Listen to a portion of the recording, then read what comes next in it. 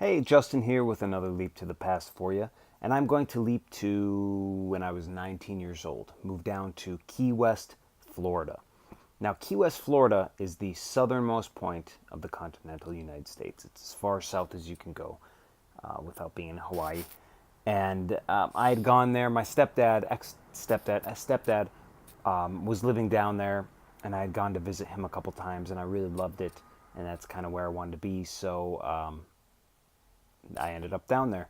And it was a beautiful place, cool place. But I used to always say I was poor, straight, and I didn't drink. So there wasn't a ton for me to do there. I was working at a luxury timeshare hotel at the front desk, living in a trailer park, mini trailer park there on the island. Uh, didn't have a lot of money, didn't have a lot of friends. Tried to make it my best, but I was definitely that was a very transformative time for me because I was very depressed, struggling with a lot of things, and getting over those things kind of was big part in making me who I am today.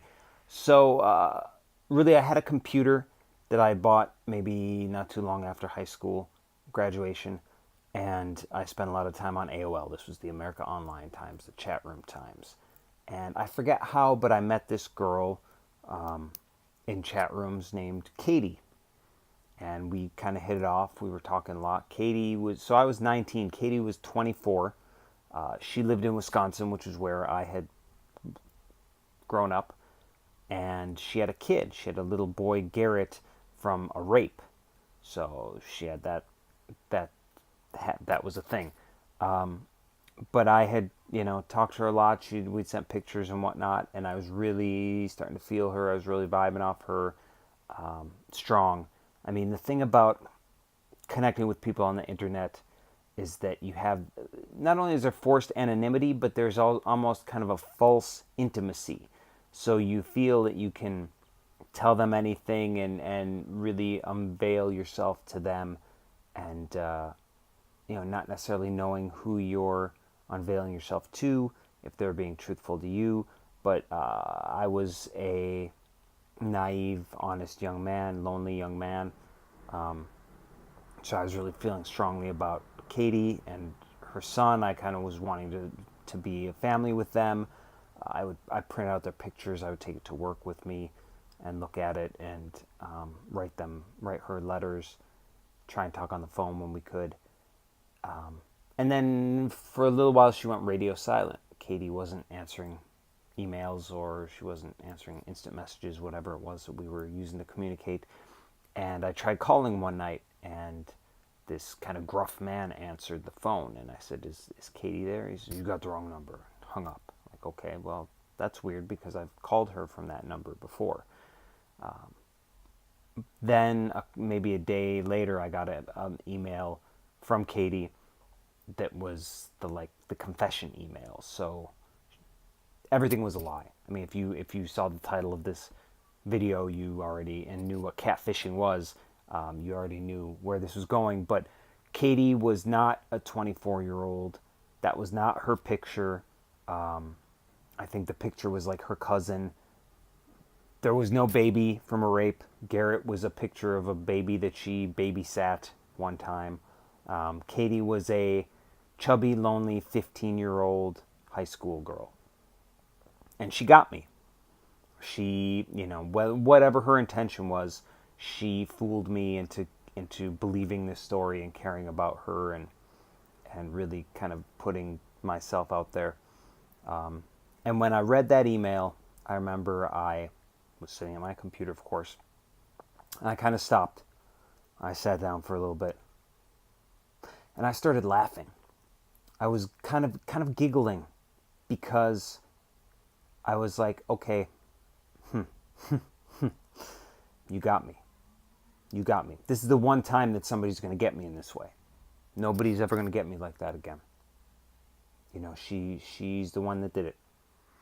And I don't know if I could say unequivocally that that's true, but I definitely... So something that I learned to do is to give of myself, knowing that if I'm giving to a false thing, that it won't break me, because that could have broken me. I mean, after all, I was already a sad, depressed individual. But that was part of being in Key West that got me to realize that I needed to love myself. I needed to be a fan of myself, because there were times when there would be nobody else who was a fan of me. And that was definitely one of those times, and I got through it. Again, the naive, sweet guy that I was, young adult that I was, I tried to maintain contact with Katie, maintain some semblance of a relationship with her. But it wasn't that, it wouldn't, it was all built on a lie. So, and she was, this 15-year-old kid. So that didn't really last very long. But yeah, that was a weird time capsule of like late 90s American pop culture, with dial-up modems and America Online and chat rooms and catfishing, and me being a lonely 19-year-old.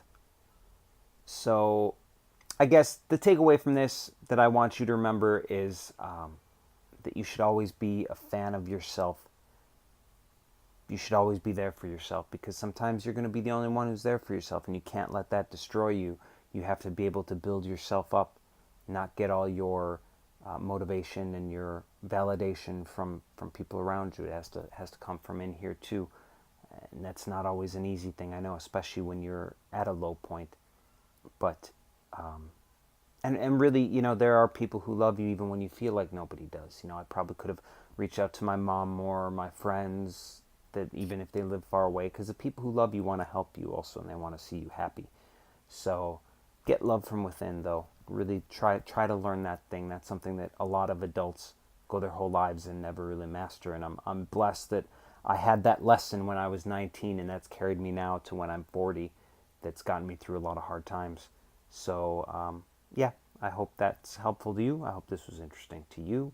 Thank you for leaping back with me. I got a couple ideas that I really want to flesh out really soon, so hopefully I'll keep these coming, and I hope you'll keep watching. Thanks.